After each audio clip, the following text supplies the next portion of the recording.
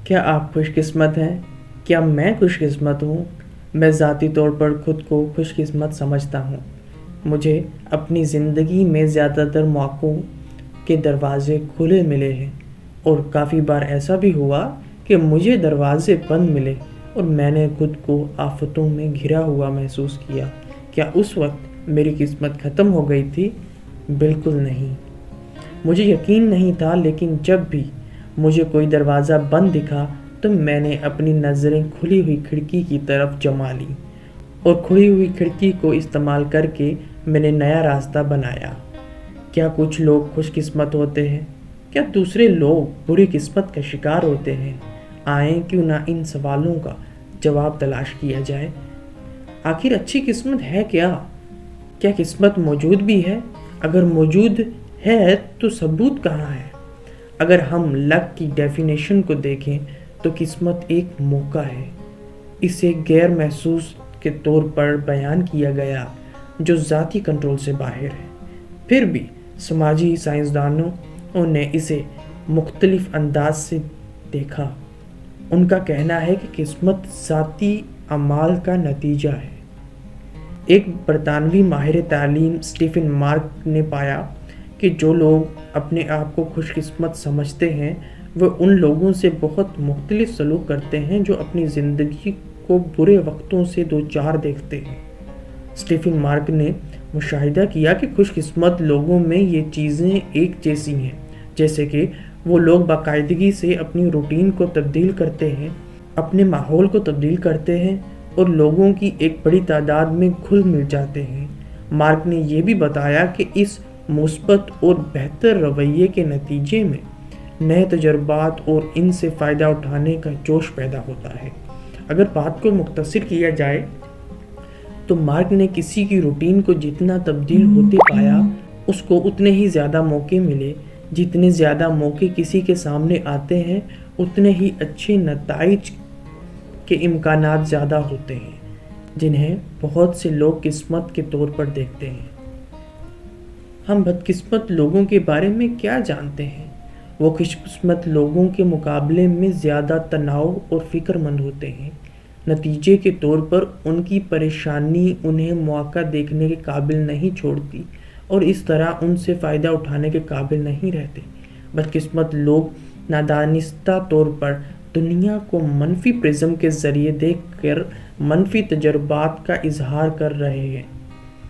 جب خوش قسمت لوگوں کو بدقسمتی یا خراب نتائج کا سامنا کرنا پڑتا ہے تو کیا ہوتا ہے؟ سماجی ماہرین نفسیات نے مشاہدہ کیا کہ خوش قسمت لوگ پر امید ہوتے ہیں جو سڑک کے گڑھوں اور ٹکڑوں کو نیویگیٹ کرنے کے لیے اچھی طرح سے نمٹنے کے طریقہ کار پر انحصار کرتے ہوئے مشکلات کا مقابلہ کرتے ہیں۔ زندگی کے گلاس کو آدھا بھرا ہوا دیکھتے ہیں، نہ کہ آدھا خالی۔ وائزمین نے 10 سالہ تحقیقی منصوبے میں قسمت کے اصولوں کا مطالعہ کیا، جس میں 18 سے 84 سال کی عمر کے 400 مرد اور خواتین شامل تھے، جن کا تعلق زندگی کے تمام شعبوں سے تھا۔ اس کے مطالعے نے اس بات کی تصدیق کی کہ خوش قسمت لوگوں کا اپنی خوش قسمتی کے نتائج میں ایک طاقتور ہاتھ ہوتا ہے۔ خوش قسمت لوگوں کی چند عادات یہ ہیں: وہ امکان سے بیدار ہیں۔ خوش قسمت لوگ مواقعات پیدا کرنے اور ان کو دیکھنے میں ماہر ہوتے ہیں۔ نمبر 2، خوش قسمت لوگ اپنے وجدان پر بھروسہ کرتے ہیں اور اس پر عمل کرتے ہیں۔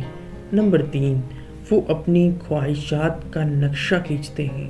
خوش قسمت لوگ خود کو پورا کرنے والی پیشن گوئیاں تخلیق کر کے اور مثبت توقعات کو فعال طور پر قبول کر کے ایک مثبت مستقبل کا اظہار کرتے ہیں۔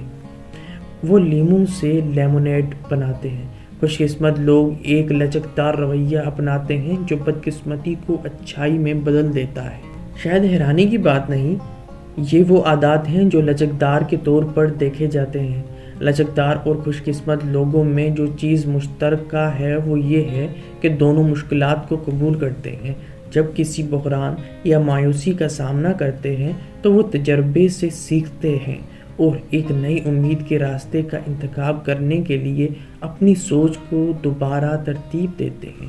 وہ اپنی بدقسمتی سے فائدہ اٹھاتے ہیں۔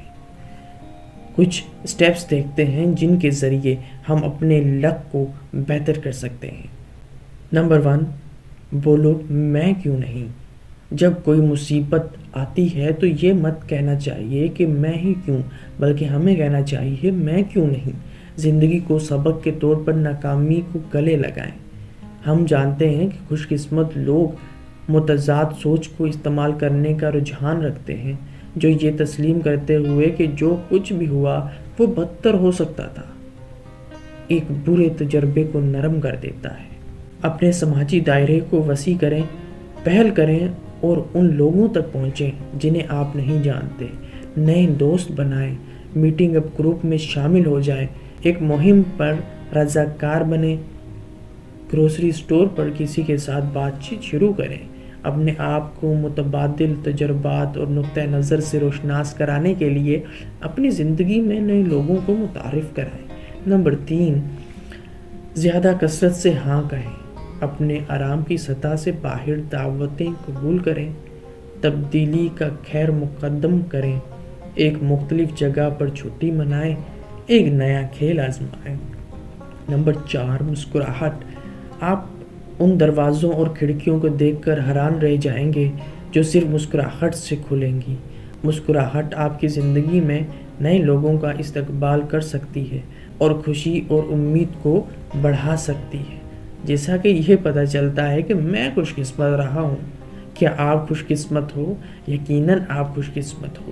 جیسا کہ ٹینس ویلمز نے کہا اور جیسا کہ سماجی سائنسدانوں نے دکھایا ہے، یہ سب کچھ اسی بات پر آتا ہے۔